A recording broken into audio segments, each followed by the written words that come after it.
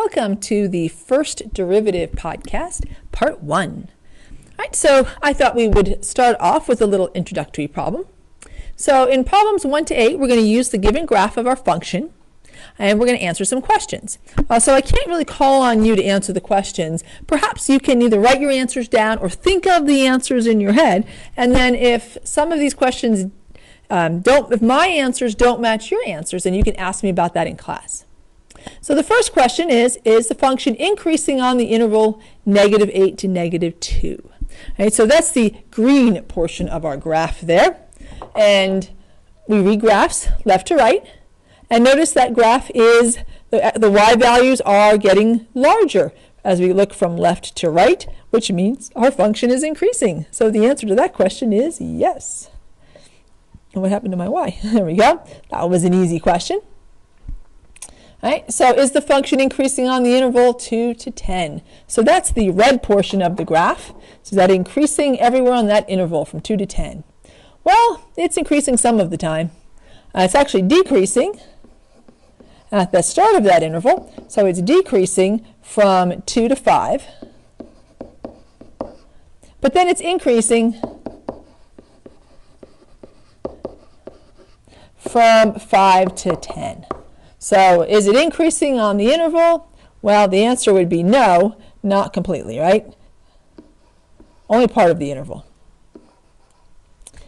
Right, so we want to list the intervals where the function is increasing, and we're going to justify our answer. All right, so, well, I guess the first one we should list is -8 to -2. Right? So as we're looking across left to right, that's the first place where our graph is increasing. So we have -8 to -2. Right, and then if we continue looking at our graph, it's increasing again from 0 to 2. And then one more time from 5 to infinity. Since there's arrows on there, we put arrows on a function when it's going to keep going in that same direction forever and ever and ever. So there's our intervals on which our graph is increasing. I really don't have room to write my answer to the question there, so I think I'll just put 3 continued. All right, so when a function is increasing, the y values are increasing, right, as the x values are increasing, right? So here, if we look at our graph, those y values are getting greater. And when we look at it visually, right, our graph is going up left to right. Right? So our graph is increasing because the y values are increasing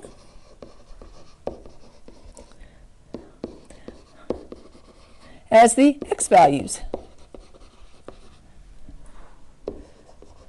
are increasing. And of course, visually, what that looks like, the graph goes up left to right.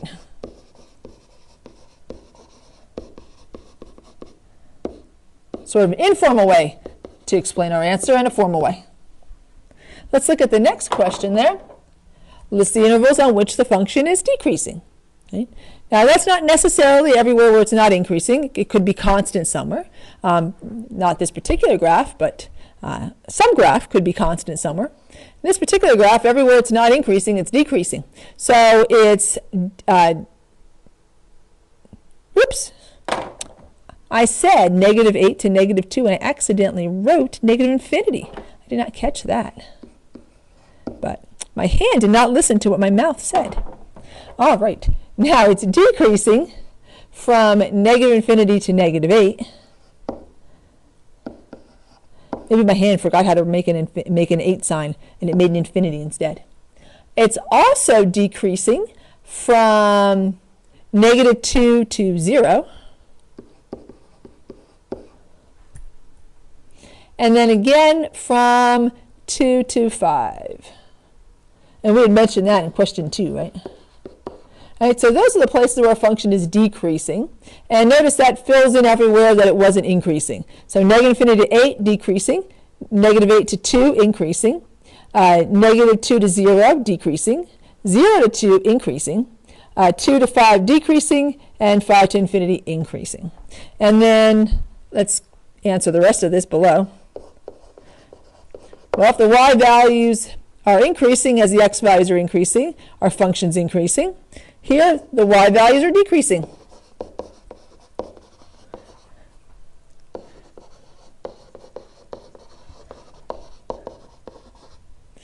As the x values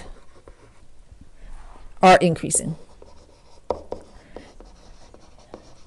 There's a formal way to say it, and then informally, the graph goes down, left to right.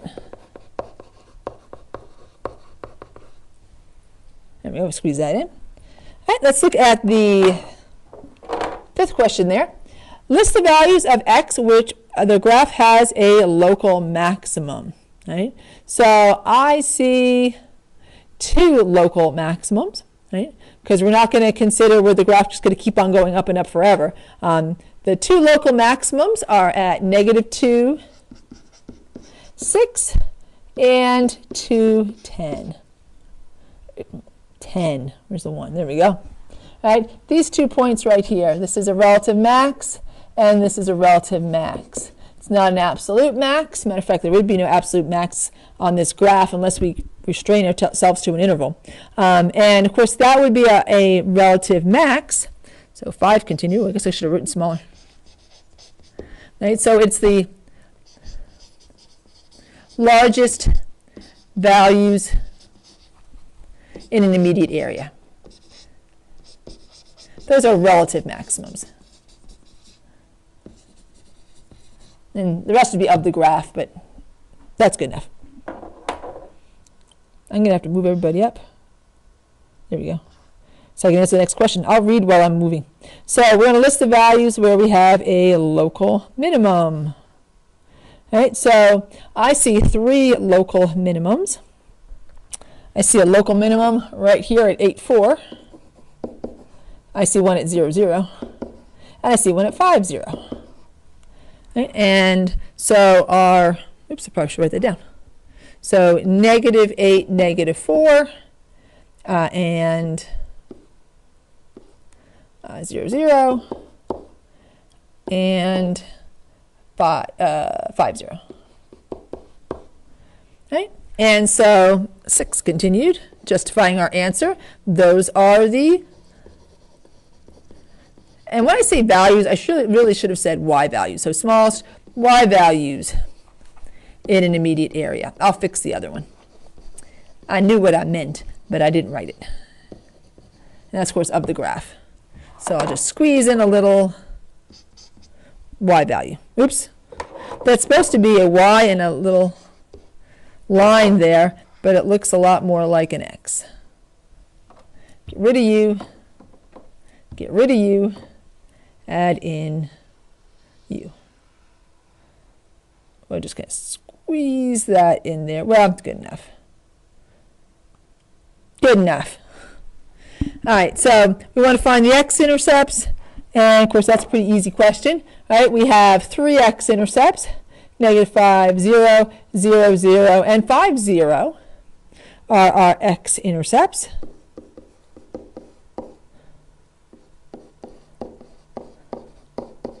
Because we cross the x-axis there. And the y-intercept, we have one of those as well, 0, 0. If you have more than one y-intercept, you're not a function. And this is a function. All right, so a little review here of some graphs. And that's going to take us into our next topic, where we are going to be solving for relative maxes and minimums.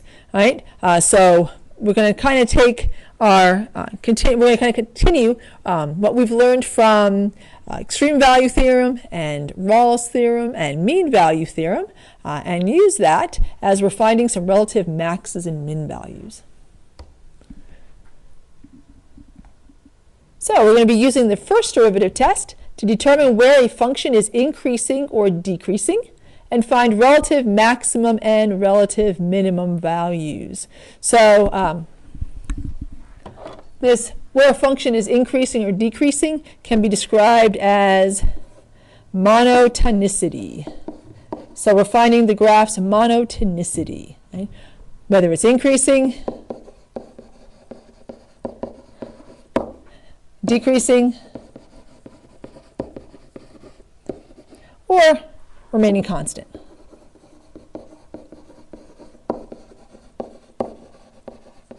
What's happening to our graph? So far you haven't had anything to write in your notes. This is the first thing that's in your notes, and I have the other stuff that's at the top of the page that's coming up. Oh, actually, no, it's right up there. I see it. So this is all the first part of your notes. So if a graph exists on interval, it's doing one of three things. Either it's increasing, the y values rise as the x values increase.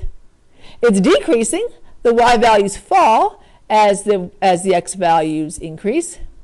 Or it's staying constant. Y values stay the same as x values increase. That's all a graph can do, right? It's got either it increases, it decreases, or it stays the same. So we would like to be able to interpret information about a function by analyzing information about its derivative. Since the derivative tells us the slope of the curve at any point, right, so x comma f of x just means any point, right? You have an x value, you plug it in, you get a y value, the value of the function. It tells us whether the curve is going up, going down, or staying the same at each point. If we therefore know the values of the derivative on a given interval, we know whether the graph is increasing, decreasing, or constant on an interval. All right, so here we have three different examples, and those are in your notes. So these are all the graph of the graph in the picture there appears to be the function. Yep. I don't see any f prime. Yep. This is all the function, and we have information about the derivative from our function. We're actually going to be going the other way. We're going to take information from the derivative to learn about our function, but here pictured we have the graph of the function itself.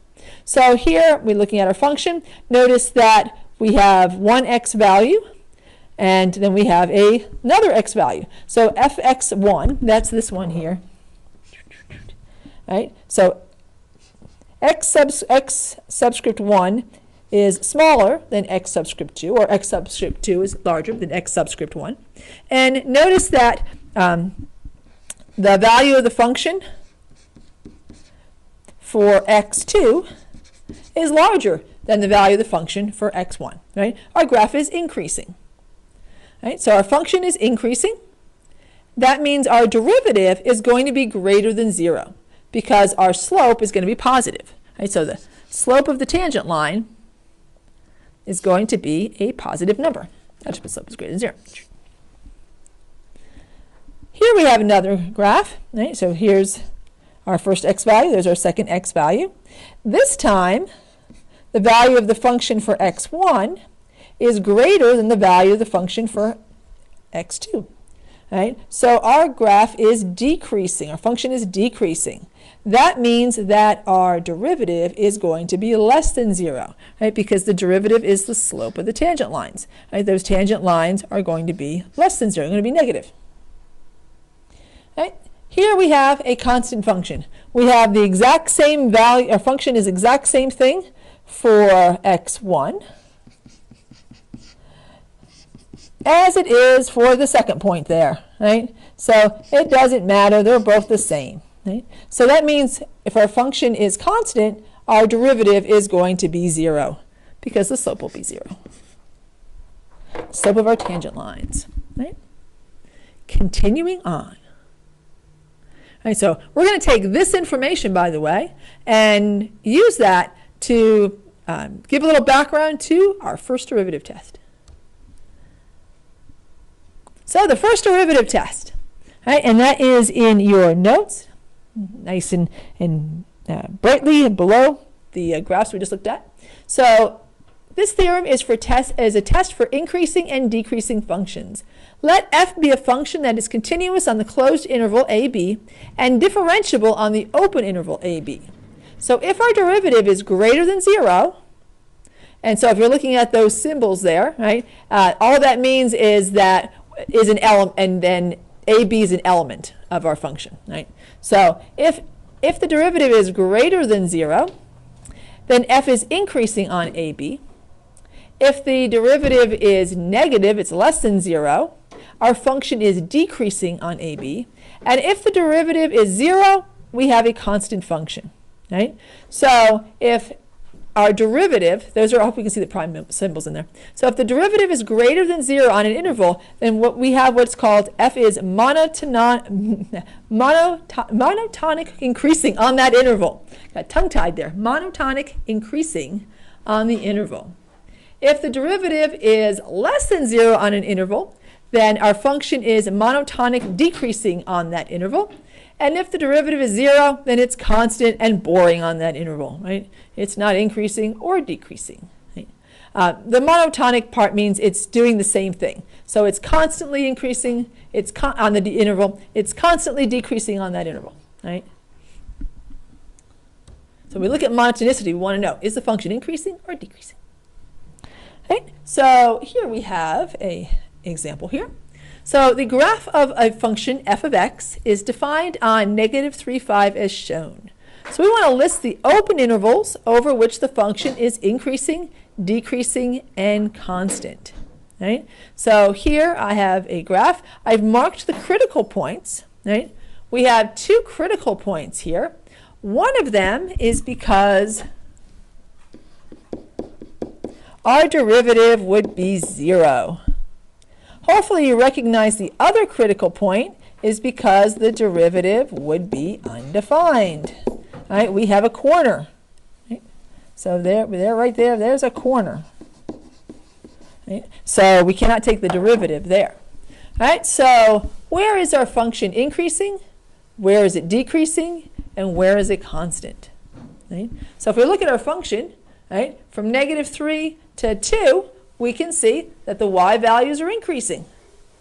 If we look from 1 to 3, so, did I say 2? Let me say that again. From -3 to 1, where I notice our y values are getting larger as our x values are getting larger. So y values are increasing as x values are increasing. If we look at the interval from 1 to 3, the y values look like they're staying the same. And if we look at the interval from 3 to 5, our y values are getting smaller as our x values are increasing. So that means our function is going to be increasing on -3 to 1, constant from 1 to 3, and decreasing from 3 to 5. So at what values of x, and I have this in your notes, at what values of x can the graph of a function change its increasing, decreasing, constant status?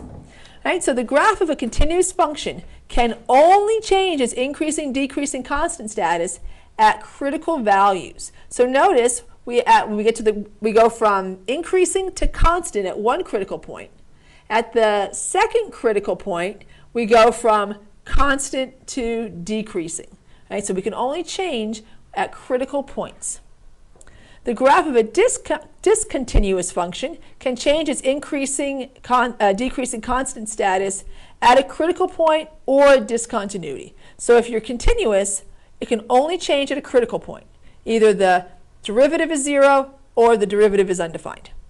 A graph of a discontinuous function can change at either a critical point, meaning that the derivative is 0 or the derivative is undefined, or a discontinuity in the original function. So if you have a hole in your graph or a vertical asymptote, or it's a piecewise function, the parts don't match up, where we have a discontinuity, then a discontinuous function can change, whether it's increasing, decreasing, or constant. Okay? So that is in your notes, and a very important, just kind of star that maybe. I underlined it so that we wouldn't forget it. Let's look at another example. Here we have one. Don't you love the little ants climbing up and down? So we have a graph of a function. It's defined everywhere except for x not equal to -5 and 5.